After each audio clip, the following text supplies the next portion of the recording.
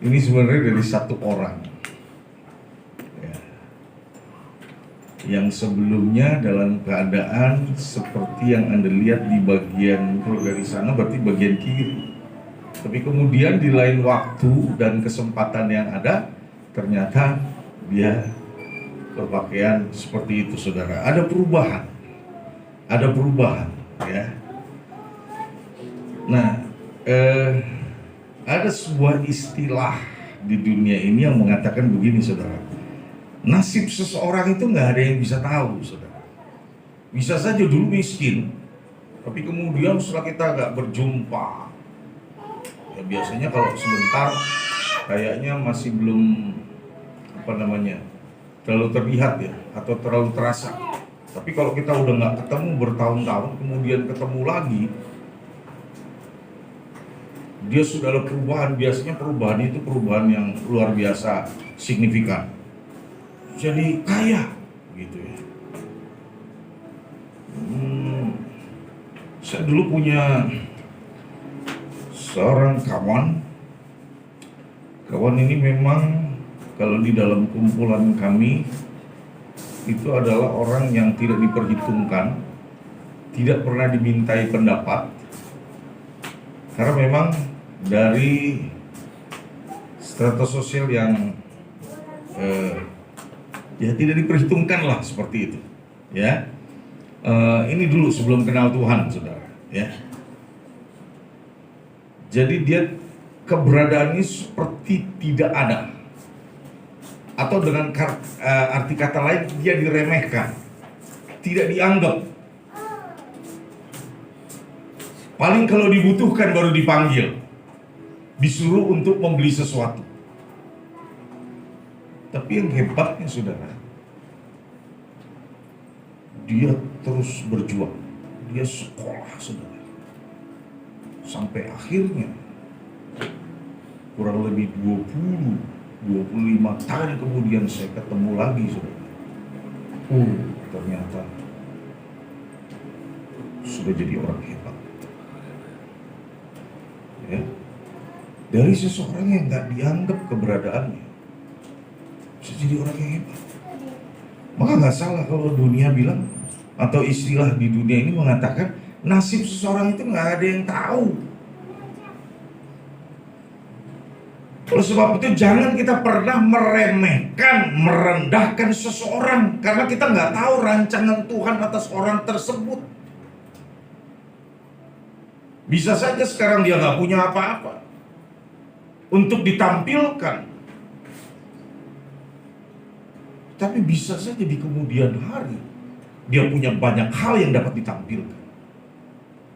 Oleh sebab itu, saudara, di saat kita merespon seseorang, siapapun dia, harus sama ya. Jadi jangan dibeda-bedakan dan dibanding-bandingkan. Kemudian gini,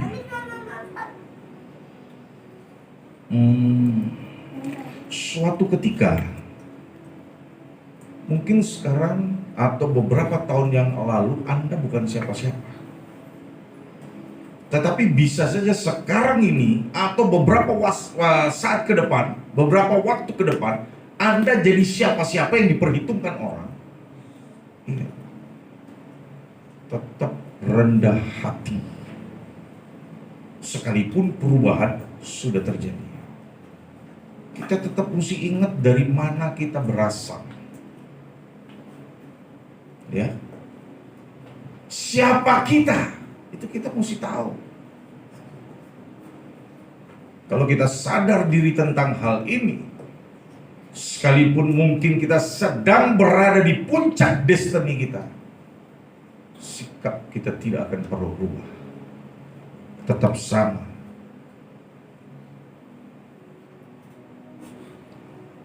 Seperti pada saat kita ada di bawah, sekalipun mungkin kita sudah ada di atas.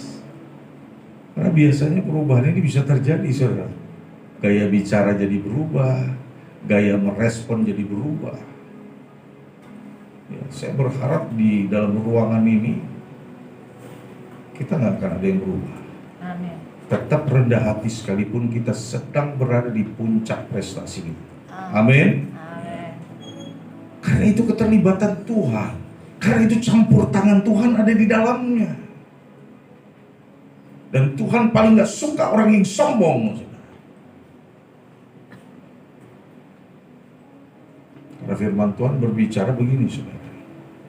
Berbahagialah orang yang lemah lembut dan rendah hati, karena dia akan memiliki bumi. Orang-orang seperti ini akan menjadi pemilik daripada kekayaan yang milik Tuhan, dipercayakan kepada dia. Amin. Tema firman Tuhan pada hari ini adalah siapa sangka, judulnya. Nah, firman Tuhannya terambil di dalam 2 Samuel 7 ayat 18. Boleh ditampilkan, saudara. Siapa yang tidak mengenal Raja Daud? Saya percaya setiap kita walaupun nggak pernah atau belum pernah berjumpa atau bahkan nggak akan pernah berjumpa, saudara, tapi kita pasti tahu siapa dia. Daud itu dari orang biasa sehingga dia menjadi raja yang besar. Ini ayatnya, saudara. Dalam 2 Samuel 7 ayat 18. Dan Raja Daud datang lalu duduk di hadapan Yahweh serta berkata, siapakah aku ini, ya Tuhan Yahweh, dan siapakah dinastiku sehingga engkau menghantarkanku sampai ke sini. Ya biar nggak bingung juga nih, ya Virga, kita memang di gereja ini kita menyebut nama Tuhan yang asli dalam bahasa asli. Makanya kalau tadi mungkin Virga dengar ada Yesus Hamasia, itu memang Tuhan Yesus Kristus dalam bahasa Ibrani. Ya, kalau Yahweh itu adalah Tuhan juga, sebenarnya bukan Tuhan dalam bahasa Ibrani, itu nama Tuhan. Itu nama Tuhan. Jadi bukan bahasa, sekali lagi saya perbaiki atau saya ralat, itu bukan bahasa, tapi nama yang original. Kemudian di translate, sebenarnya nama nggak boleh ditranslate, nggak bisa ditranslate, ya, tapi supaya lebih memudahkan, nah, diterjemahkan dengan berbagai-bagai bahasa. Karena nama kita nggak mungkin diterjemahkan, betul nggak? Ya toh, Virga, nama Virga pergi ke Amerika tetap Virga, pergi ke Tiongkok sana tetap Virga, begitu ya kira-kira kan? Jadi nama tidak bisa diterjemahkan. Oke, kita tidak bahas itu, tapi kita masuk di sini. Saudara, kalau kita baca ayat ini, perhatikan baik di sini. Daud seperti terkagum-kagum, terpesona dengan karya Tuhan yang dinyatakan dalam kehidupannya sampai kepada seluruh generasi. Dan bahkan dia berkata, siapa dinastiku? Nenek moyang itu siapa? Sehingga Yahweh, itu kalau dalam bahasa Bataknya itu Debata Jehovah, membawa dia sampai kepada posisi itu. Nggak ada dasarnya.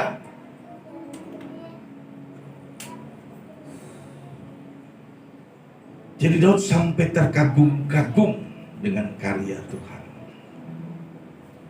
Saudara, kita masuk kepada pokok bahasa. Yang pertama, siapa sangka? Daud itu masih muda pada waktu itu, masih imut-imut. Firman Tuhan bilang dia kemerah-merahan. Ya, dan memang fisiknya kecil. Sehingga ketika bangsa Israel, dalam hal ini tentara atau laskar yang ada, sedang berhadapan dengan sesuatu yang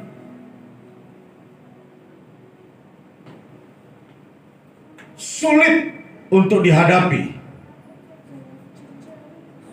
Karena pada waktu itu ada seorang raksasa yang namanya Goliat, saudara, yang menantang laskar atau tentara Israel pada waktu itu untuk 1 lawan 1 dengan dia. Nggak ada seorang pun yang berani menjawab tantangan Goliat, termasuk abang-abangnya atau kakak-kakaknya Daud yang adalah tentara yang perkasa, yang sudah terlatih, sudah biasa berperang. Mereka pun tidak berani. Bahkan para pahlawan yang ada di Israel pada waktu itu nggak berani. Termasuk Raja Saul tidak berani menghadapi Goliat.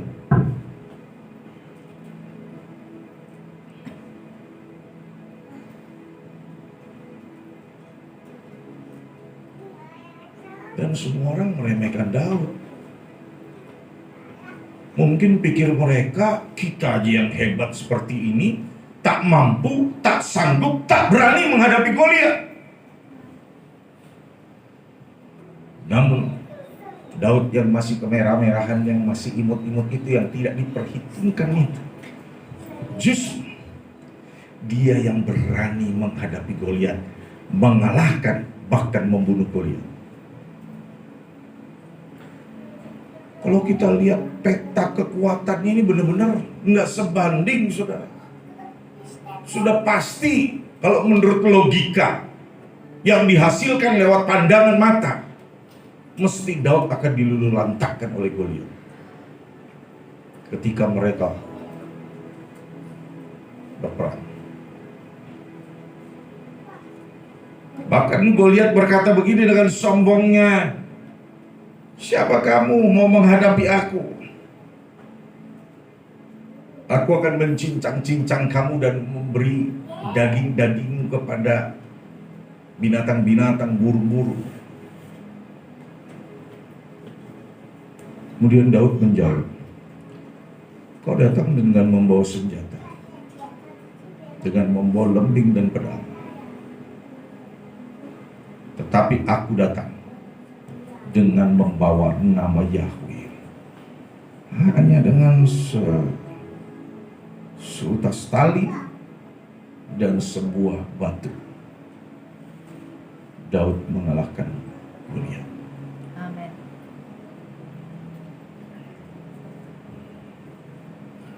Kemudian ada peristiwa lagi yang seperti ini nggak mungkin. Siapa Daud?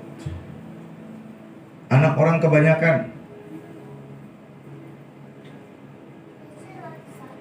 Anak orang kebanyakan, sudah. Bapaknya mungkin juga petani atau peternak. Dan dari sekian banyak anaknya, Daud yang disuruh, saudara, untuk menjaga ternak, untuk menjaga domba-domba. Siapa yang kira kalau di kemudian hari Daud jadi seorang raja? Siapa yang bisa sangka? Siapa yang bisa prediksi, saudara? Nggak mungkin. Sudah diurap itu menjadi seorang raja pun tanda-tandanya belum terlihat. Malah yang ada dia dikejar-kejar oleh Saul untuk dibunuh. Ini dalam kekristenan seringkali anak-anak Tuhan kepengen yang enak aja, saudara. Nggak mau ikutin proses. Bentukan Tuhan, proses Tuhan atas seseorang semakin kuat, semakin hebat, tandanya Tuhan sedang mempersiapkan sesuatu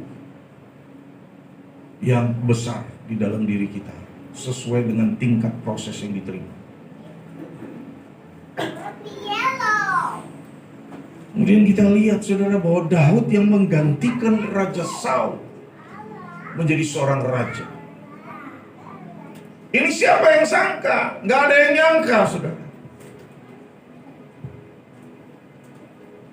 Kemudian siapa lagi? Kita ambil contoh Yusuf. Yusuf juga begitu, dimusuhin sama saudara-saudaranya, saudara. Saya nggak tahu di antara Anda di sini ada yang dimusuhin saudara-saudara, atau paling tidak dijauhi. Ya.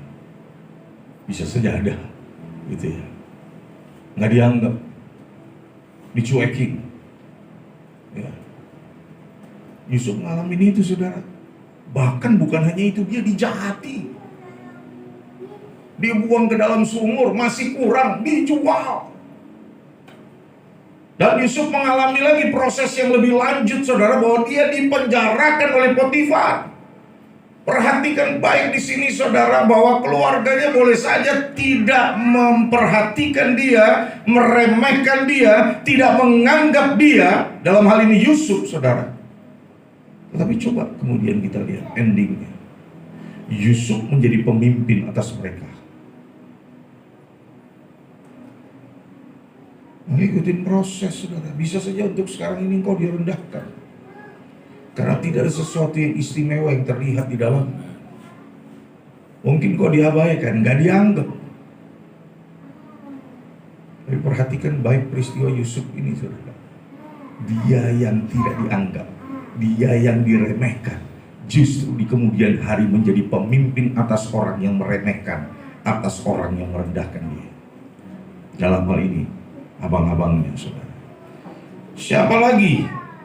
Kita ambil contoh yang selanjutnya, Rasul Paulus.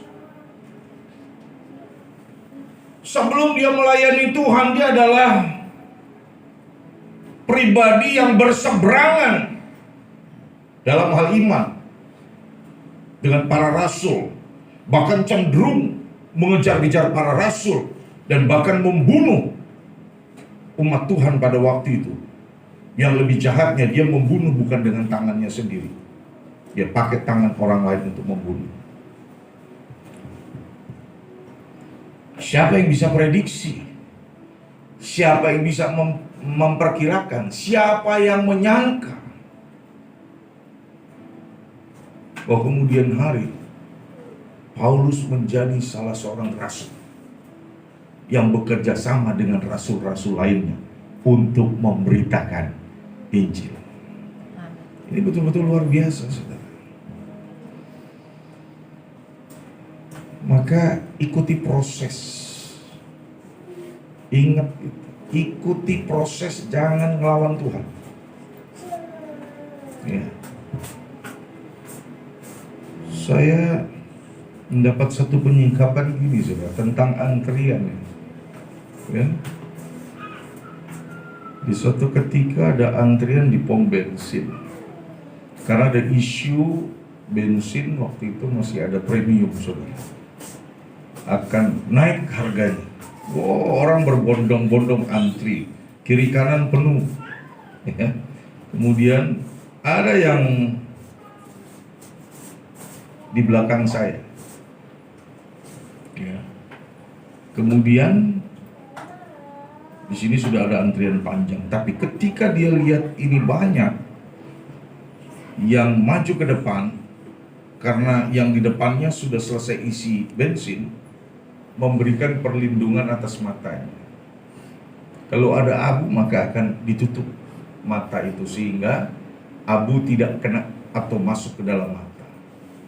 Sedemikian orang-orang melindungi matanya. Jadi saudara, kita bisa bayangkan kalau kita diseumpamakan biji matanya Tuhan, Tuhan pasti akan melindungi biji mata. Namun mau nggak kita jadi biji matanya Tuhan? Kalau kita baca ayat ini, saudara, ini bentuk penyerahan diri. Jagalah aku Tuhan. Ini menyerahkan diri, berserah kepada Tuhan atas hidup, di dalam sebuah kepercayaan dan keyakinan bahwa Tuhan akan menjaga matanya. Jadi apapun yang sedang berlaku atau apapun yang sedang terjadi dalam hidup kita, Tuhan tahu situasinya, sangat tahu.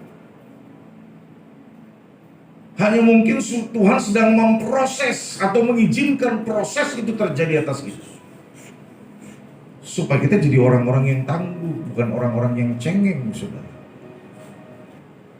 Makanya kalau ada orang yang mungkin mengalami sedang direndahkan, nggak perlu berbantah. Ikuti prosesnya, tingkatkan value.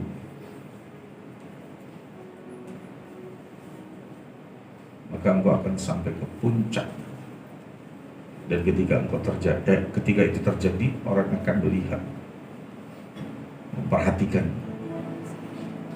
dan membicarakanmu dalam bentuk pembicaraan yang baik dan terpuji.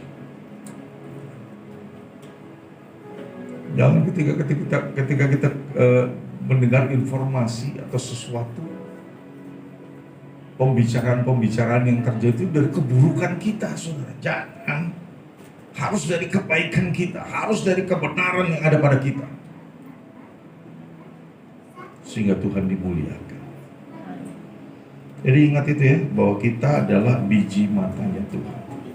Tuhan tidak akan pernah meninggalkan kita dalam setiap situasi dan keadaan, apapun itu, baik atau buruk. Tuhan ada di sana. Dia tidak akan membiarkan kaki kita menjadi goyah.